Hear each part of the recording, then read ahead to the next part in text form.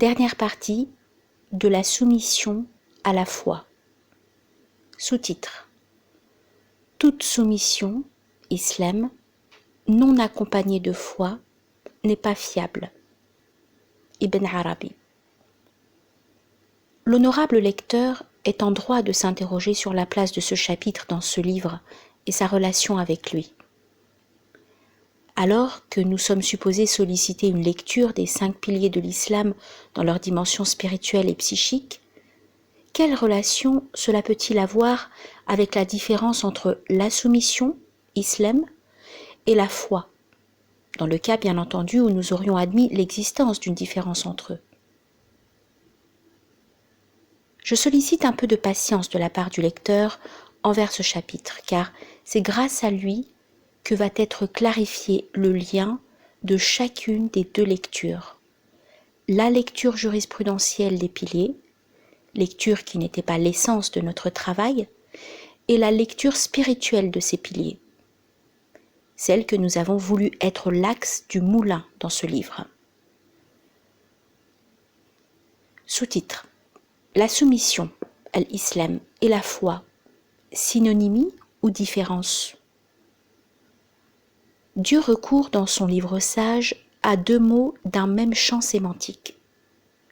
Ce sont le mot foi et le mot soumission, et tout ce qui s'y rattache. Les qadirites et les kharijites considèrent la soumission à Dieu et la foi comme sémantiquement similaires, puisqu'ils dirent « la soumission, islam, est la foi, car quiconque a la foi, mu'min, est muslim, soumis, et tout muslim a la foi », en se référant à sa parole que la religion pour Dieu est l'islam, qui indique que l'islam est la religion et que celui qui n'est pas soumis, muslim, n'a pas la foi. Laysa bi mu'min. Le Coran nous paraît contester cet avis, car il contient au moins 2 indices qui montrent que la soumission n'est pas la foi. Dieu dit effectivement, les Bédouins ont dit « nous avons la foi ». Dit « vous n'avez pas encore la foi ». Dites plutôt « nous sommes simplement soumis », car la foi n'a pas encore pénétré dans vos cœurs. Et si vous obéissez à Allah et à son messager, il ne vous fera rien perdre de vos œuvres. Allah est absoluteur et miséricordieux. Sourate 49, verset 14. Ce verset signale d'une manière franche qu'il est possible que l'homme soit qualifié par la soumission et pas par la foi. Et c'est ce qui fait la différence entre les 2 attributs.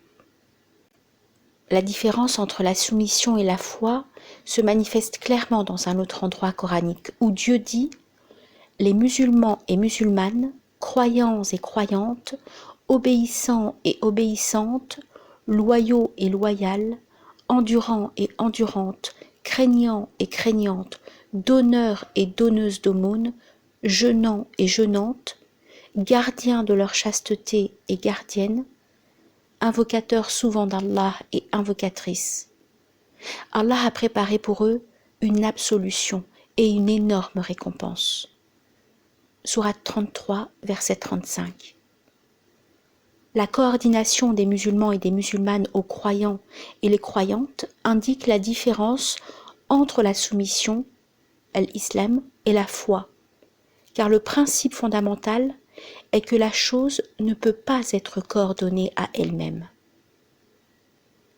Les chercheurs mentionnent un des hadiths du messager qui recèle que le soumis, muslim, n'est pas le croyant. En effet, le prophète, bénédiction et paix sur lui, donna à quelques hommes mais ne donna rien à l'un d'entre eux.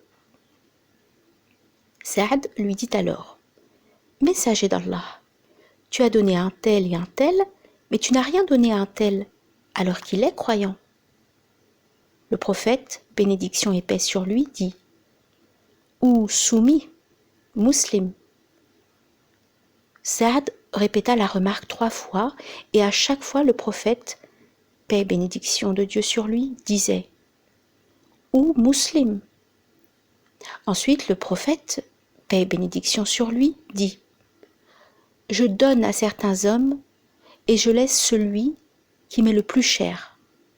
Je ne lui donne rien, de peur qu'il ne se retrouve étalé sur leur visage dans le feu. Sous-titre. La différence entre la soumission, l'islam, et la foi, selon certains exégètes. Du moment que la différence entre la foi et la soumission a été établie, les commentateurs avaient cherché la détermination des dissemblances entre eux, à tel point qu'Ibn Taymiyyah consacra un chapitre sur cette différence entre la soumission et la foi dans Kitab al-Iman. Leur position avait divergé sur plusieurs aspects, dont le plus important est que la soumission est énonciation, alors que la foi est énonciation et action. Le soumis peut entrer dans la religion musulmane par crainte de se faire esclave et de se faire tuer, et ne fait pas suivre sa soumission par une action que la plupart des exégètes attribuent au combat au moyen des biens ou des âmes sur le sentier de Dieu. Les exégètes avaient divergé sur le statut de ce soumis énonciation sans action. Est-ce qu'il est compté parmi les hypocrites ou non? Al-Qurtubi, par exemple, considère alors que les Bédouins cités dans le Coran sont des hypocrites s'ils s'étaient soumis par crainte de la captivité et de l'exécution. D'autres exégètes avancèrent que le Coran distingue le soumis, musulman non-croyant, de l'hypocrite, vu que Dieu, dans son allusion aux Bédouins cités dans le verset, atteste que ce sont des soumis, muslimoun, qui n'ont pas encore atteint la foi. Et s'ils étaient des hypocrites, ils auraient été violentés et démasqués, comme ce fut le cas des hypocrites de la sourate Le Repentir. Quant à la foi, elle est différente de la confirmation véridique par la langue de sa parole. Parmi les gens, il y a ceux qui disent « Nous croyons en Allah et au jour dernier », alors qu'en fait, ils n'y croient pas. Sourate 2, verset 8. Si la foi en Dieu était simplement la confirmation véridique par la langue, Dieu n'aurait pas renié qu'ils étaient croyants. Cependant, et en dépit de cette poursuite effrénée pour la distinction entre la soumission et la foi, en considérant que la première repose sur l'attestation de l'existence de Dieu et de ce qu'apporta le messager, paix et bénédiction sur lui, et que la deuxième transcende l'attestation par la langue pour passer à l'action, les exégètes se trouvèrent souvent confrontés à des paradoxes interdisant cette distinction. Parmi ces paradoxes, la parole de Dieu, la religion acceptée d'Allah, c'est l'islam. Sourate 3, verset 19. Qui présuppose que la religion acceptée d'Allah n'est que l'islam. Car si la foi n'était pas l'islam, il aurait été indispensable qu'elle ne soit pas une religion acceptée d'Allah. Et cela est sans doute erroné. Pour dépasser ce paradoxe et cherchant la conciliation, El-Razi introduisit la subtilité de la distinction entre la jurisprudence et le statut linguistique. La première, c'est-à-dire la jurisprudence, fait de la soumission à l'islam un synonyme de la foi. Et le deuxième, c'est-à-dire le statut linguistique, établit une différence entre eux. Al-Qurtubi aussi à son tour entre la corroboration de la différence entre l'islam et la foi d'un côté et l'attestation qu'on peut appeler la foi, islam, soumission, et l'islam, foi, à cause de la corrélation entre les deux. Notre adoption de quelques notions de psychanalyse nous permet de présenter une lecture éventuelle de la différence entre la soumission et la foi, et nous permet de dépasser un champ de divergence, ô combien très vaste, entre les ulama des musulmans qu'Ibn Ashur considère comme une grande déficience scientifique qu'il ne faut pas maintenir. Les leçons tirées de quelques notions de la psychanalyse nous permettent également de dépasser les éventuelles contradictions apparentes entre certains versets du Coran. Sous-titre. Qui est musulman? Nous soutenons que l'islam est la religion unique acceptée de Dieu, par le témoignage même de sa parole, confirmant « la religion acceptée d'Allah est l'islam ». L'islam, comme nous l'avions déjà indiqué, présuppose au moins la profession de foi, c'est-à-dire l'attestation de l'existence de Dieu et de son unicité, et que Muhammad est le messager d'Allah. Alayhi salatu wassalam. Si l'individu est sincère et véridique dans cette attestation, il est musulman. Mais s'il ment, il est hypocrite. Le musulman est supposé subordonner sa conviction à l'action dont la base est l'engagement aux piliers de l'islam, zakat, salat, zakat, saum et hajj, et l'observance de l'éthique du musulman qui dicte l'obéissance aux commandements de Dieu et l'évitement de ses interdits. L'histoire intellectuelle des musulmans abonde de divergences dans la détermination du musulman entre ceux qui considèrent que la profession de foi, al-shahada, est suffisante pour attribuer la qualité de musulman à l'individu, ceux qui considèrent que celui qui délaisse la salat avec préméditation a mécru, et ceux qui considèrent que celui qui délaisse une des obligations est incrédule et incroyant qui va s'éterniser dans le feu, en plus de ceux qui voient que le désobéissant va s'éterniser dans le feu, mais il n'est qualifié ni d'incrédule ni de croyant, mais plutôt de débauché, ou bien qu'il est dans une position intermédiaire. Nous voyons en outre que s'engager sur le terrain de telles questions relèverait de l'invisible inconnaissable, que seul Dieu connaît, car la fin des hommes, au jour dernier, est l'affaire de la volonté de Dieu et sa volition. Nous souhaitons seulement nous limiter à déterminer la caractéristique du musulman, considérant qu'elle englobe au moins celui qui prononce les deux témoignages en toute sincérité, et au plus celui qui se soumet aux 5 piliers de l'islam, obéissant aux commandements de Dieu et s'écartant de ses interdits. Sous-titre: La soumission, l'islam, relève du symbolique et la foi relève du réel. La soumission, du point de vue de la psychanalyse lacanienne, entre dans le chapitre de ce que Lacan appelle le symbolique qui englobe tous les systèmes symboliques qui régissent l'homme, avec à leur tête le langage. La religion est l'un de ces systèmes en ce qu'elle repose sur des énonciations et des actes spécifiques, et des rituels déterminés que le soumis doit respecter afin que soit réalisée son appartenance à l'islam. L'une des caractéristiques du symbolique aussi, c'est qu'il est collectif, en ce sens qu'il matérialise des systèmes communs entre les gens, et c'est le cas des piliers de l'islam dans certains de leurs aspects. La profession de foi, le témoignage par exemple, qui consacre l'appartenance, se fait devant l'autorité du groupe. Et la salat peut aussi être accomplie en groupe. L'acquittement de la zakat est sollicité par des institutions collectives. Le jeûne, bien qu'il soit individuel, englobe tous les musulmans aptes, et le hajj est un périple de groupe. Quand il cite la soumission à l'islam, le Coran positionne au sein de cadres collectifs, et c'est ce qu'Ibrahim recommande à ses fils de même que Jacob. Ô mes fils, certes Allah vous a choisi la religion, ne mourrez point donc autrement qu'en soumis à Allah. Étiez-vous témoin quand la mort se présenta à Jacob et qu'il dit à ses fils: Qu'adorez-vous après moi? Ils dirent: Nous adorons ta divinité et la divinité de tes pères, Ibrahim, Ismaïl et Ishaq, divinité unique et à laquelle nous sommes soumis. Voilà une génération bel et bien révolue. À elle ce qu'elle a acquis et à vous ce que vous avez acquis. On ne vous demandera pas compte de ce qu'ils faisaient. Sourate 2, versets 132 à 134. Il est répandu et prédominant de trouver dans les livres du patrimoine religieux des allusions à la communauté des musulmans, ou la communauté de l'islam, ou la communauté soumise, et non à la communauté des croyants. Et en cela, ils empruntent la voie du Coran dans lequel est intervenue l'invocation d'Allah par Abraham et Ismaël. Seigneur, fais de nous, tes soumis, et de notre descendance une communauté soumise à toi.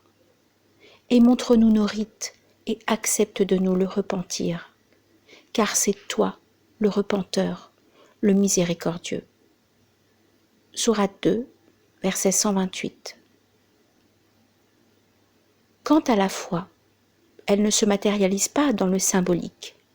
Elle relève plutôt du champ du réel. Le réel, dans le concept lacanien, est ce qui n'est pas symbolisable, c'est-à-dire ce que le langage ne peut exprimer et que la parole ne peut désigner. La foi relève du réel parce qu'elle ne peut être que dans le cœur, comme le confirme le Coran dans de nombreux lieux. Parmi ceux qui ont dit « nous avons cru » avec leur bouche sans que leur cœur ait jamais cru. Sourate 5, verset 41. Et son cœur rasséréné par la foi. Sourate 16, verset 106. Dites plutôt « nous nous sommes simplement soumis car la foi n'a pas encore pénétré dans nos cœurs. » Sourate 49, verset 14. Il a prescrit la foi dans leur cœur. Sourate 58, verset 22. Il n'est donc pas étrange que nous trouvions le messager, bénédiction et salut sur lui, attribuer la foi au cœur. Dans plusieurs hadiths, tel son propos au sujet d'Anas, la soumission à l'islam est publique, mais la foi est dans le cœur. De ce point de vue donc, la foi ne peut pas se dire, elle se matérialise dans les sentiments de l'individu, car la vérité de la foi, c'est la confirmation véridique par le cœur, et Dieu seul peut connaître cette foi d'une manière absolue. Quant aux autres, quels qu'ils soient, leur position envers cette foi ne peut être que conjecturale.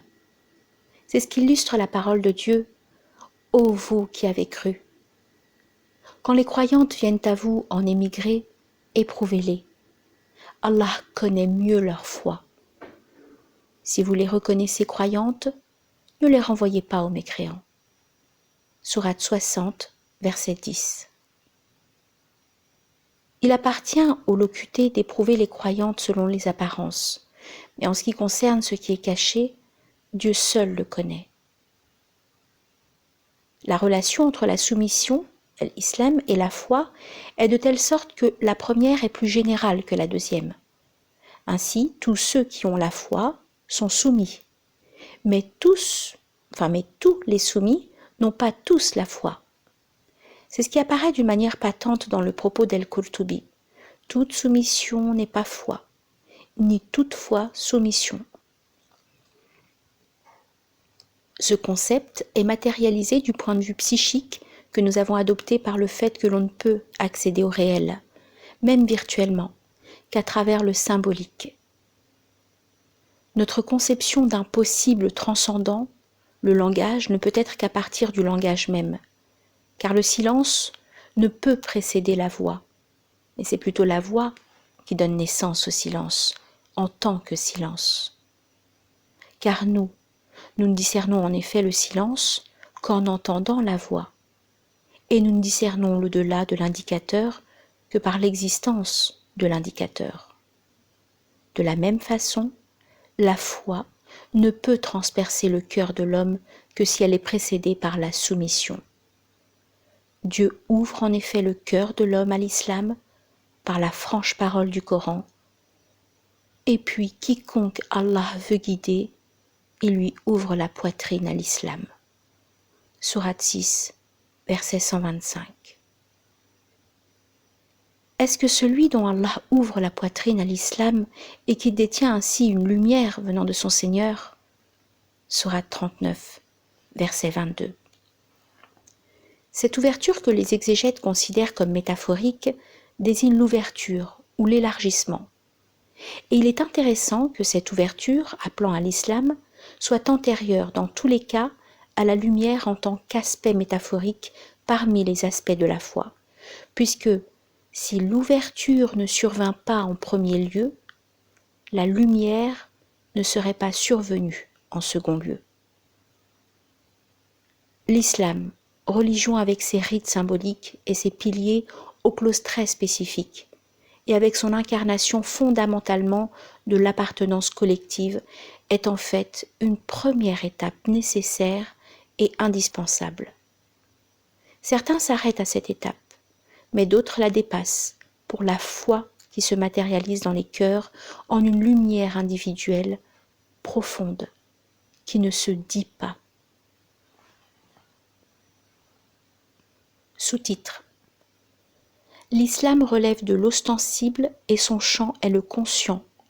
La foi relève de l'intériorité et son champ est l'inconscient.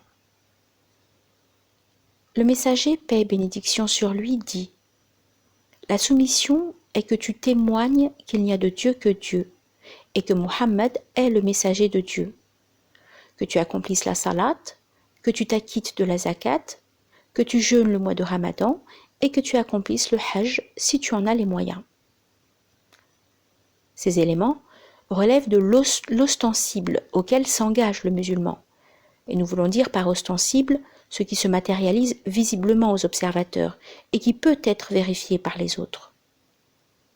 Les cultes, dans leur dimension technique et descriptive, ne sortent pas du contexte de l'ostensible, tandis que la foi, selon notre lecture, relève de l'intériorité. Et nous voulons dire par intériorité ce qui meut nos actes sans être visible aux autres. La dualité ostensible interne que nous adoptons dans cette lecture peut être clarifiée si nous marquons la soumission apparente du point de vue de la psychanalyse comme relevant du champ du conscient, et si nous marquons la foi interne comme relevant du champ de l'inconscient. L'engagement de l'individu au culte et aux bonnes œuvres et son témoignage qu'il n'y a de Dieu que Dieu et que Muhammad, paix et bénédiction de Dieu sur lui, est le messager de Dieu, relève du champ de ce que l'homme fait consciemment et visiblement. C'est le champ de l'acte conscient. Quant à la foi, c'est une lumière qui transperce le cœur du croyant et réalise la quiétude et la tranquillité. Elle appartient au champ de l'inconscient qui affecte l'homme, mais que celui-ci ne fait pas. Sous-titre. La soumission est le lieu du jugement. La foi est un plus de jouissance. L'islam, soumission, est le minimum de la foi. Et dans ce cadre, nous confirmons le dire du messager, paix et bénédiction sur lui, quand on lui demanda « Quelle est la meilleure soumission ?» Il dit alors « La foi ». Il faut noter aussi que dans sa miséricorde pour ses serviteurs, Dieu ne les jugera que sur ce dont ils sont tous aptes à faire et ce qu'il leur est demandé de faire, à savoir le champ de l'acte, c'est-à-dire le champ de l'adhésion à la religion et le respect de ses piliers, ses clauses. Ceci est illustré par fait que Dieu ne s'était pas contenté de sauver uniquement les croyants des mains du peuple de Lot, mais qu'il avait également sauvé les soumis d'entre eux. Nous en fîmes sortir alors ce qu'il y avait comme croyants, mais nous n'y trouvâmes qu'une seule maison de gens soumis. Sourate 51, versets 35 et 36. La parole de Dieu est « quiconque désire une religion autre que l'islam ne sera point agréé ». Sourate 3, verset 85. Confirme l'islam comme religion unique, mais ne renie pas la foi en tant que plaisir spirituel qui s'ajoute à l'islam, de sorte que nous pouvons la rapprocher de la notion du plus de jouir, qui matérialise le renoncement du sujet au plaisir linguistique symbolique dans le discours, pour pénétrer le champ d'un autre plaisir qui ne se dit pas. C'est ce que ne peut imaginer El-Razi dans sa course effrénée à faire de l'islam et la foi deux synonymes, disant alors « Si la foi était autre chose que l'islam, il aurait été inévitable que la foi ne soit pas une religion admise chez Allah. » El-Razi n'avait pas saisi que la foi n'est pas une religion, et de ce fait, il n'est pas demandé aux gens d'entrer dans la religion de la foi. Il aurait plutôt demandé d'entrer dans la religion de l'islam, en ce qu'il est une appartenance collective reposant sur des actes spécifiques et des conditions bien établies. Il est vrai que la religion acceptée par Dieu est l'islam. Néanmoins, l'adoption de la religion est un degré minimum nécessaire. Quant à la foi, c'est un degré plus élevé qui n'est pas atteint par tous les hommes, étant donné quel est ce sentiment intime qui se réalise mais qu'on ne peut exprimer. Parce que ce degré est plus élevé, Dieu s'adressa dans son livre sage à ceux qui ont eu la foi et ne s'adressa pas à ceux qui se sont soumis. Parce que ce degré est plus élevé, le messager déclara que celui qui a dans le cœur le poids d'un atome de foi sortira du feu. Paix et bénédiction sur lui. Le poids d'un atome, en dépit de sa petitesse, est suffisant pour sortir du feu celui qui l'a dans le cœur, et ce, parce qu'il est inversement proportionnel au poids de la foi et le haut niveau de sa valeur. Sous-titre: entre le jurisprudentiel et le spirituel, entre la soumission et la foi. En nous référant à ce qui précède, le point de vue jurisprudentiel des 5 piliers se trouverait en harmonie avec la signification de l'islam. Et ce que nous avons voulu pénétrer à travers quelques dimensions spirituelles de ces piliers relèverait de la profondeur de la notion de la foi. Et nous allons même jusqu'à considérer que s'arrêter à la pratique cultuelle des piliers de l'islam et leur lecture jurisprudentielle est une exclusion de la notion de la foi et une transgression de la profondeur et de la majesté du discours divin à l'adresse de l'homme. Plus encore, nous osons considérer que se limiter à la pratique cultuelle et dédaigner ces dimensions spirituelles est l'une des causes de la crise des musulmans aujourd'hui. Crise entre, d'une part, un discours profondément imprégné de piété et une réalité où ce que la piété exige comme éthique, affection, miséricorde et tolérance est quasi absent. Et d'autre part, une submersion dans la soumission aux moindres détails des cultes et une extravagance autour de leur probité face à l'absence de la quiétude et de la paix psychique dans la relation de l'individu au Créateur. Une lecture apparente de l'un des hadiths du messager, paix et bénédiction sur lui, pourrait correspondre à notre concept-ci. Les anecdotes akhbar transmettent qu'un bédouin est venu trouver le messager d'Allah, bénédiction et paix sur lui. Il salua en agitant la tête et dit: « Ô messager d'Allah, informe-moi sur ce qu'Allah m'impose en ce qui concerne la salat. » Le messager d'Allah, paix et bénédiction sur lui, dit: « Les 5 prières, sauf si tu en fais d'autres bénévolement. » Il dit: « Informe-moi ce qu'Allah m'imposa en ce qui concerne le jeûne. » Il dit: « Le mois de Ramadan, sauf si tu en fais plus bénévolement. » Il dit: « Informe-moi sur ce qu'Allah m'imposa comme zakat. » Le messager, paix et bénédiction sur lui, l'informa des préceptes de l'islam. Il dit: « Par celui qui t'a ennobli, je ne ferai rien de plus, ni de moins que ce qu'Allah m'imposa. » Le messager, paix et bénédiction sur lui, dit alors: « Il réussirait s'il était véridique, ou bien il entrerait au paradis s'il était véridique. » Une lecture apparente de ce hadith donne la plus grande importance au rite seul, tandis que sa lecture profonde ne peut pas nous arrêter à la notion de la véracité qui conditionne la réussite, qui est à notre avis la véracité originelle que nous avons mentionnée dans le premier chapitre du livre, et qui matérialise le lieu de la prédisposition naturelle et le lieu de l'évocation de Dieu sur la base de l'engagement originel. La sincérité dans l'action est une ouverture sur les dimensions spirituelles de l'action et ses secrets profonds. La sincérité n'est pas matérialisée dans de simples actions formelles, comme si elles étaient des indicateurs dépourvus de leur sens. Le Coran lui-même affirme que la salat préserve de la turpitude et du blâmable, et nous en avons présenté une lecture possible de cette attestation. Dieu affirme cependant que l'invocation de Dieu, dhikr, est plus grande. Récite ce qui t'est révélé du livre et accomplis la salat. En vérité, la salate préserve de la turpitude et du blâmable. L'invocation d'Allah est certes ce qu'il y a de plus grand. Et Allah sait ce que vous faites. Sourate 29, verset 45. Les exégètes tentèrent d'interpréter la préférence de l'invocation d'Allah à la salate en cherchant à restreindre cette préférence ou à la renier. Dans ce sens, certains affirment que le superlatif signifie l'absolu, et c'est comme lorsqu'on dit dans la salate « Allah est grand », c'est-à-dire que c'est à lui qu'appartient la grandeur et pas à autrui.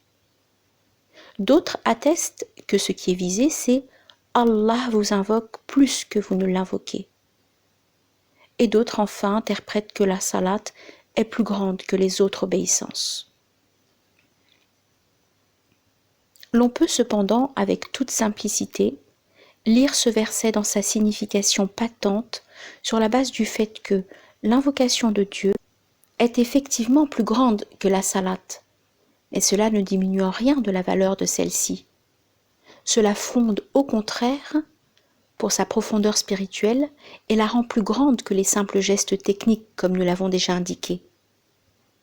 Nous avons certes soutenu que l'invocation de Dieu, en ce qu'elle est témoignage du cœur et évocation du divin dans l'essence de l'homme et dans la profondeur de ce qui fonde son existence et sa conduite, est plus grande que la salate, la zakat, le saum et le hajj, tant qu'ils ne transcendent pas leur dimension technique.